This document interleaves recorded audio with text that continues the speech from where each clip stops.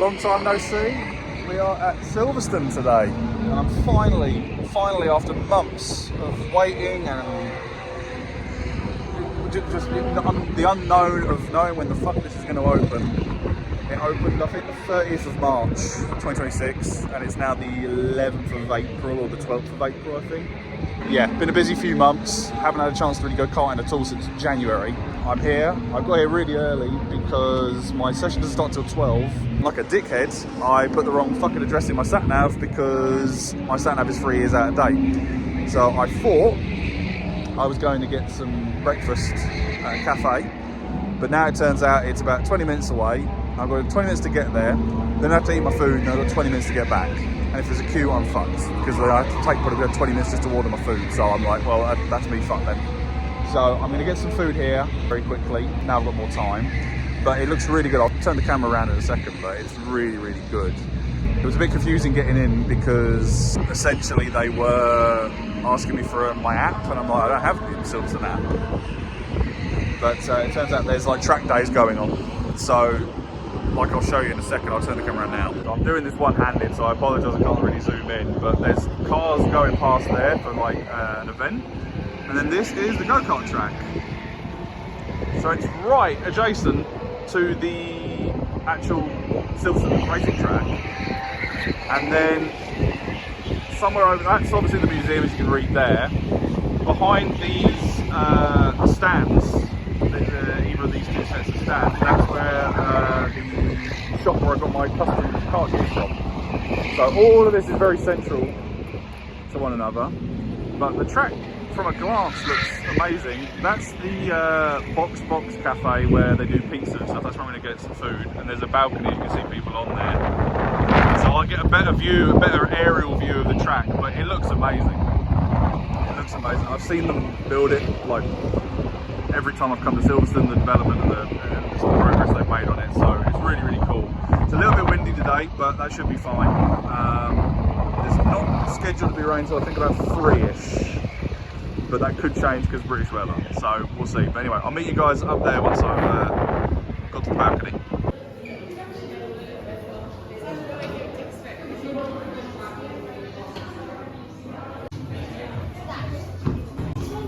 It's really nice. Yeah, it is 53, yeah.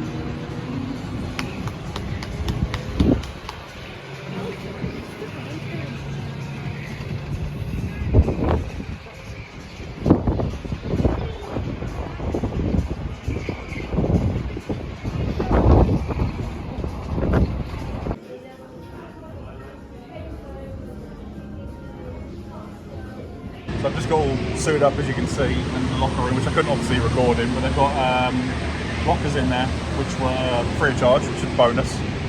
This is punching a 4-digit code in Rocket, so that's good. But I found out there's a rooftop terrace, so you get an even better view of the track. So, yeah, and then in the distance I'm seeing on the actual track people racing around in... So this is obviously the go-kart track here, but I think just beyond that you're seeing cars around here, that's the actual Silverstone track. So that's, I don't know what sort of cars are going around. They all look like, it looks like a Mustang just gone past. It could be completely wrong because it's so far away. But like a stock car sort of event maybe. But yeah, I'll film a bit more without my ugly mug in the way.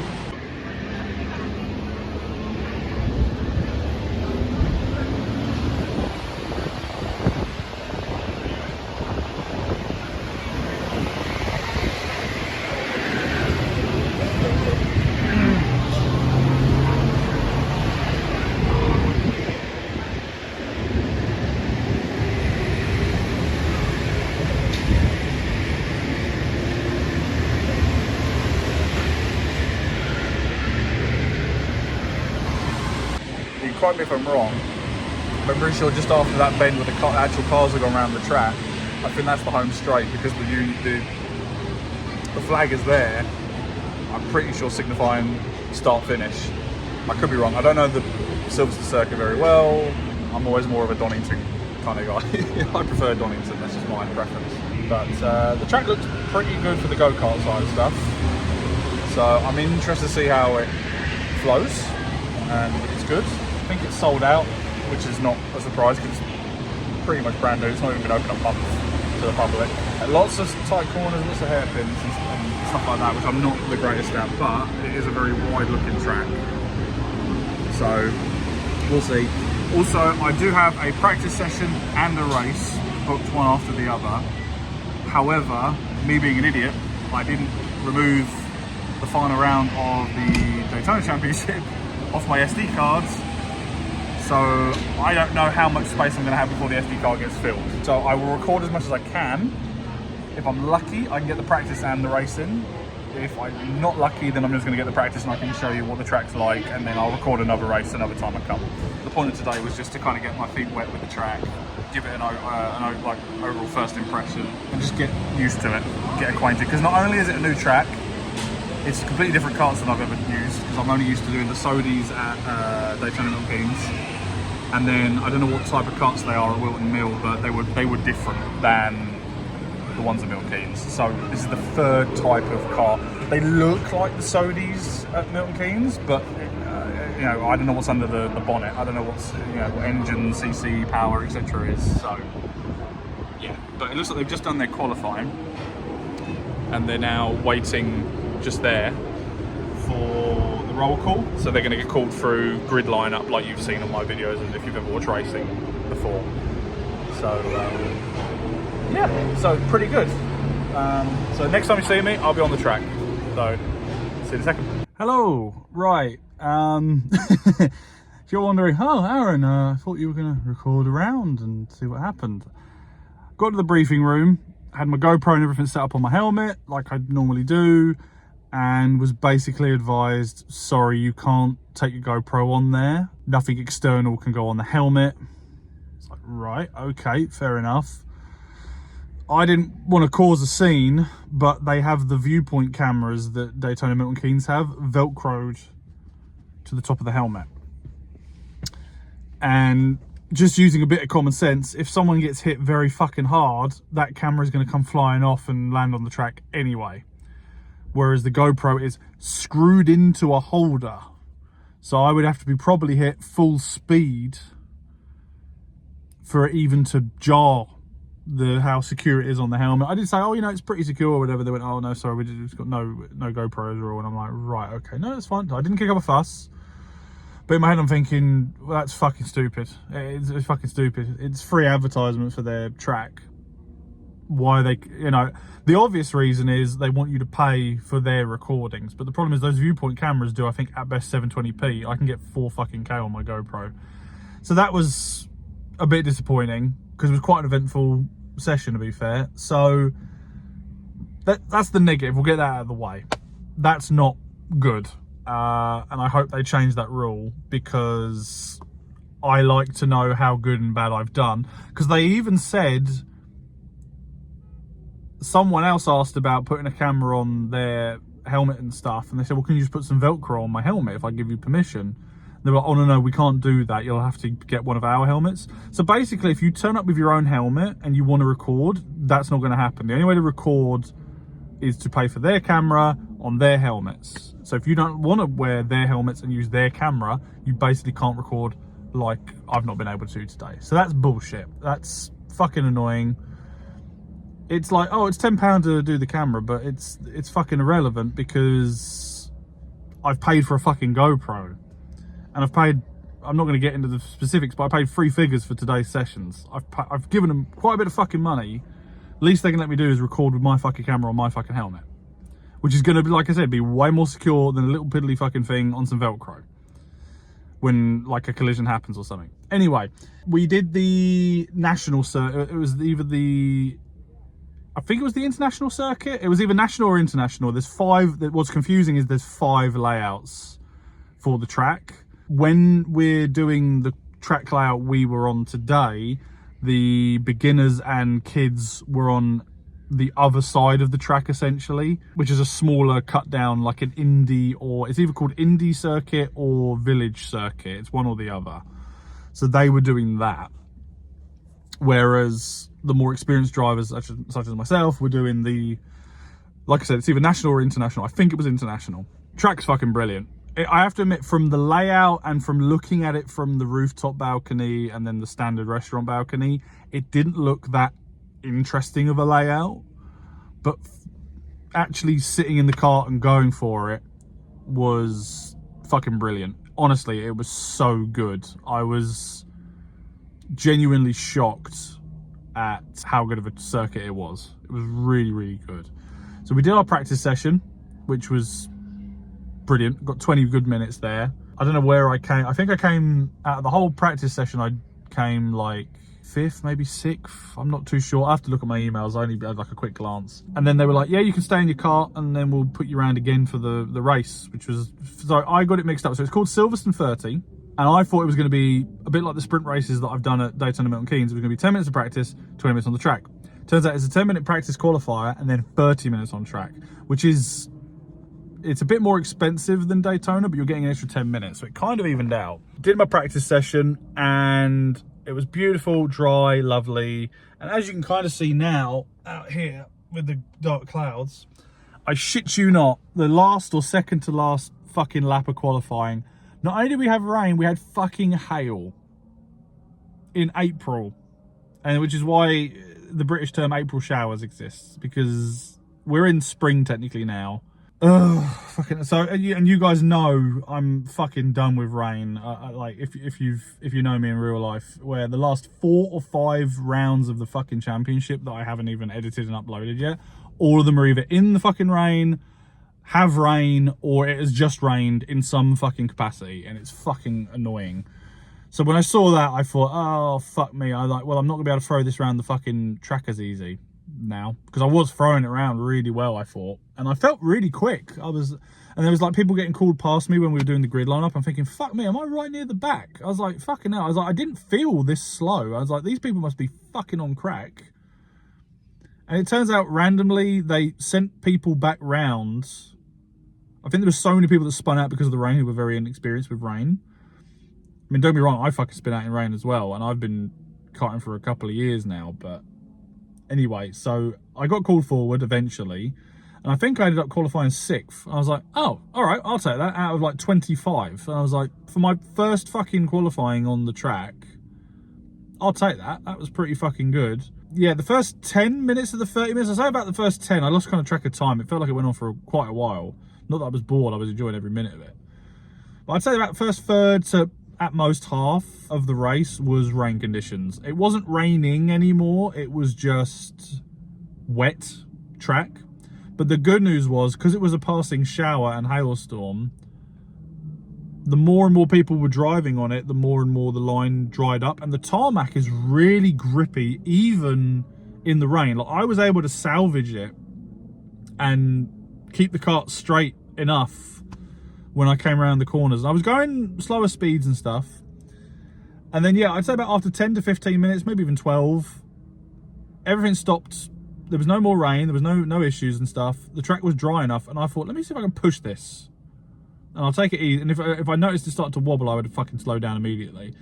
Didn't wobble. It was fine. So for the last half, 2/3 of the race, I fucking just went for it. And I wish I had the footage, because I ended up out of 25. I qualified 6th. I finished fucking 4th. I don't know by how much I missed out on a podium, but I could have had my first ever fucking podium today. I put that down personally to inexperience with the track, and also probably just that first third with the rain really like slowed me down, because I was like, could not keep up with the people ahead of me really. Because I thought, if I push this too hard and I spin out, I'm fucked my entire race. So I'm like, let me sit back and do this, and yeah. But no, it was brilliant. I don't know, like I said, I don't know what the gap was between me and third place. Could have been about half a lap. But there was people who were lapping me and doing all sorts of stuff, and then I would like come back and just swing back and keep going. I'd never gave up. But the layout is very good, and you can properly throw it around a lot of corners. It was really fun. Really, really fun. And the elevations are great. It's probably not like the best track in the world, but it's a very good track. I would love to have done the Grand Prix circuit, but I imagine that's reserved for championships and the FIA, like proper kart championships and stuff like that. But it was really good, really good. The restaurant was nice. The staff were lovely. Check it. I can tell this has been opened a bit too soon, because it was supposed to open last year, like October time. Then it got pushed back to end of March 2026. So it's supposed to be October 2025. Now it's March 2026 it opened. So obviously, like I said at the beginning of the video, I've only just had time to get to it, and it's like the middle of April. Also, the weather in end of March was shite, so I thought I'll just be throwing money away with wet racing. I don't want to do that anymore. The good news was the track and the karts, the important stuff was there in place and was great. Also, it turns out I was correct. They are Sodi karts. I don't know whether they're more powerful than the ones in Milton Keynes or not, because these ones apparently go up to 55 miles an hour. They felt like they had more grip. That could have just been tyres. And they felt they controlled better than the ones in Milton Keynes. Maybe I'm a bit rusty and I've just got used to Sodi karts and stuff, and now I'm able to maintain them better. I don't fucking know. Point is, the karts felt very good, and they obviously should be. They feel very new, and they should, because the whole thing is new. So the negatives are the check-in system is a bit wank. I got there and I had a QR code, and then, to be fair, someone helped me. They were there straight out the machine to help me. I went, oh no, sorry, you need to give us your booking reference because the QR scanners aren't working. I'm like, right, so the machines aren't fucking great.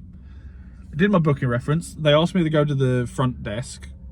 I gave them my name, and then they were like, oh yeah, you're all checked in, you're all fine. I was like, okay, which is what I just found out at the machine. So I was a little bit confused. Went upstairs, got myself a pizza, like you guys saw, and then came downstairs, went to the changing room, which bonus, the changing room is not the biggest for how many people they have at one time. However, they've got small, medium and large lockers, free of charge. You put your code in, you set the code, you open the locker, put your shit in, shut it, put the code back in, push hash, bang, and then it's secure.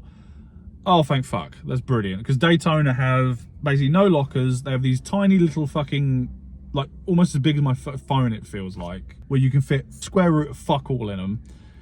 So I have to leave them behind the counter with the stuff, which is not a problem. I don't mind doing that, but it's like, fuck me, I wish there was like a locker system in Daytona Milton Keynes. So really good on Silverstone for doing that. Yeah, we did the briefing. Briefing was kind of just standard affair, nothing too fancy. Just don't do this, don't be a fuckwit, be sensible, da, da, da. Then I got told the news about the GoPro, and I was miffed, but I didn't have a go at them. They're just doing their job. But it was like, no point on the booking or anything did it convey no cameras, like nothing. And I was just like, are they doing that because of issues right now, or is it going to change?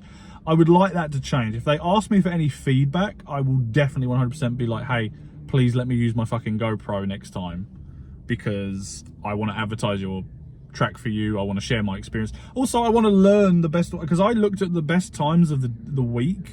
I think my fastest was a 54-second time. The fastest is like 51, so I've got 3 seconds to make up. And now I have to go from memory of about an hour's worth of like shit in my head, playing it round and round. And I'm not going to remember, oh, on lap 12, on corner 4, I fucking did that. I'm not going to remember that shit. I ain't got a photographic memory.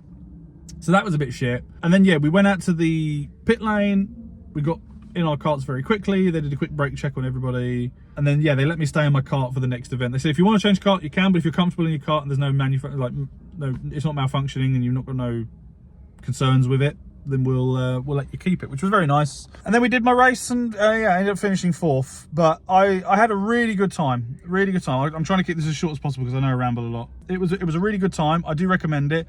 Price wise, it's a little bit cheaper than Daytona Milton Keynes. However, it's, for me personally, because of where I live, it's a further distance drive. This is about a 30 to 45 minute drive for me to get to Silverstone, whereas for Milton Keynes, 15, 20, basically half. So you have to weigh up, is it worth paying? The price difference is about £5 to £10 depending on the event and the time I go.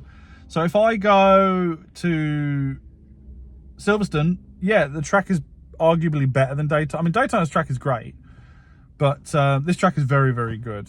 If I was to pick off the top of my head now which one to do, I'd want to do Silverstone again because it's new, but there's nothing against Daytona Milton Keynes. The price at Silverstone is fair. I think it's fair for what they're offering.